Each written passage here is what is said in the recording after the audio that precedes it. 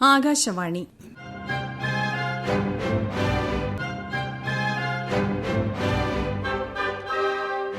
ജില്ലാ വൃത്താന്തം.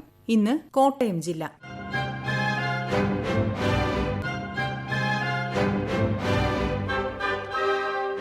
ജില്ലാ വിശേഷങ്ങളുമായി ആകാശവാണി പ്രതിനിധി ടോം മാത്യു.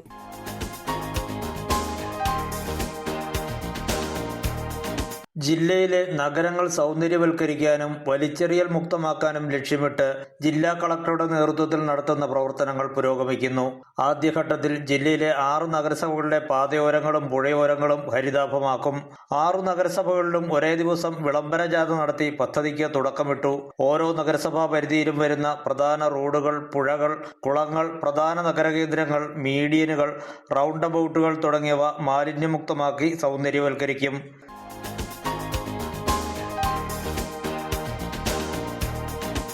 ജില്ലയിലെ പാതയോരങ്ങളും നഗരകേന്ദ്രങ്ങളും സൗന്ദര്യവൽക്കരിക്കുന്ന പദ്ധതിക്ക് തൊഴിലാളികളുടെ പൂർണ്ണ പിന്തുണയുണ്ടാകുമെന്ന് ട്രേഡ് യൂണിയനുകൾ അറിയിച്ചു. പദ്ധതിയുമായി ബന്ധപ്പെട്ട് ജില്ലാ കളക്ടർ ജോൺ വി സാമുവൽ വിളിച്ചു ചേർത്ത ട്രേഡ് യൂണിയൻ നേതാക്കളുടെ യോഗമാണ് സൗന്ദര്യവൽക്കരണ പദ്ധതിക്ക് പിന്തുണ പ്രഖ്യാപിച്ചത്.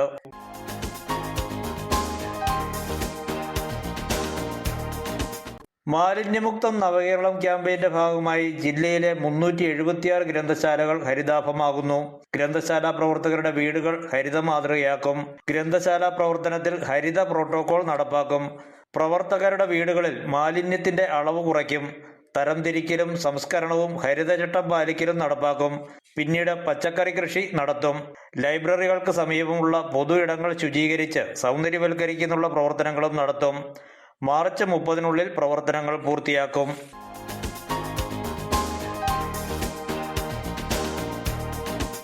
ഉഴവൂർ ബ്ലോക്ക് പഞ്ചായത്തിലൂടെ കടന്നുപോകുന്ന MC റോഡിന്റെ ഇരുവശങ്ങളും സൗന്ദര്യവൽക്കരിക്കാൻ മാലിന്യമുക്തം നവകേരളം ക്യാമ്പയിനിൽ പദ്ധതി തയ്യാറാക്കി. റോഡിന്റെ ഇരുവശവും 29 കിലോമീറ്റർ നീളത്തിൽ സൗന്ദര്യവൽക്കരിക്കും.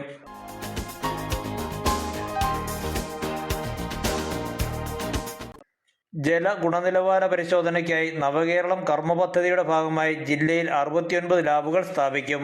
ഹയർ സെക്കൻഡറി സ്കൂളുകളിൽ പ്രവർത്തിക്കുന്ന കെമിസ്ട്രി ലാബുകളിൽ അടിസ്ഥാന സൗകര്യം ഒരുക്കിയാണ് ജലഗുണനിലവാര പരിശോധനയ്ക്ക് സജ്ജമാക്കുന്നത്. 31 ലാബുകൾ ഇതോടകം പ്രവർത്തനം ആരംഭിച്ചു.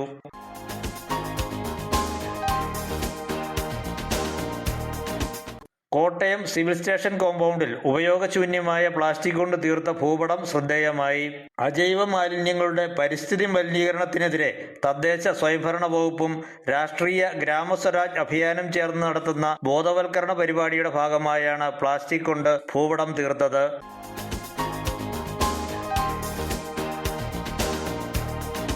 ജില്ലയിൽ അവശേഷിക്കുന്ന നിരക്ഷരരെ കൂടി കണ്ടെത്തി സാക്ഷരരാക്കുന്നതിനുള്ള ഉല്ലാസ് പദ്ധതിക്ക് ജില്ല ഒരുങ്ങുന്നു. 2023-24 നടന്ന ആദ്യഘട്ടത്തിൽ ജില്ലയിൽ 11 ഗ്രാമപഞ്ചായത്തുകളിൽ ഉല്ലാസ് എന്ന ന്യൂ ഇന്ത്യ ലിറ്ററസി പ്രോഗ്രാം നടപ്പാക്കിയിരുന്നു. രണ്ടാം ഘട്ടത്തിൽ 20 ഗ്രാമപഞ്ചായത്തുകളിലാണ് പദ്ധതി നടപ്പാക്കുക.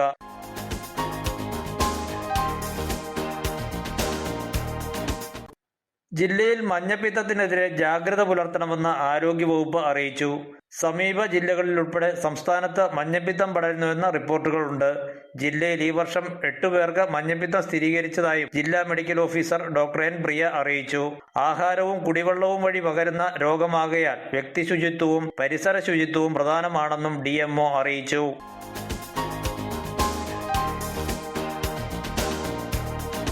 പേവിഷമരണമില്ലാത്ത ജില്ലയായി കോട്ടയത്തെ മാറ്റുന്നതിനുള്ള പേവിഷമുക്ത കോട്ടയം പദ്ധതിക്ക് തുടക്കമായി. 2030 പേവിഷബാധയേറ്റുള്ള മനുഷ്യമരണങ്ങൾ ഒഴിവാക്കുകയാണ് പദ്ധതിയുടെ ലക്ഷ്യം. പേവിഷബാധ പ്രതിരോധത്തെക്കുറിച്ചും വളർത്തുമൃഗങ്ങളെ ഉത്തരവാദിത്തോടെ പരിപാലിക്കുന്നതിനെക്കുറിച്ചും ബോധവൽക്കരണം നടത്തും. ഇതിനായി പൊതു ഇടങ്ങളിലും വീടുകളിലും പ്രചരണം നടത്തും.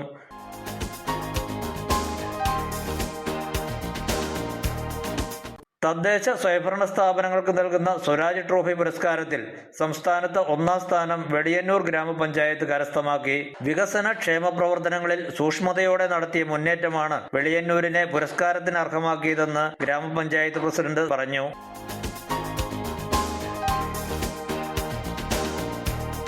ജില്ലാ വൃത്താന്തം സമാപിച്ചു.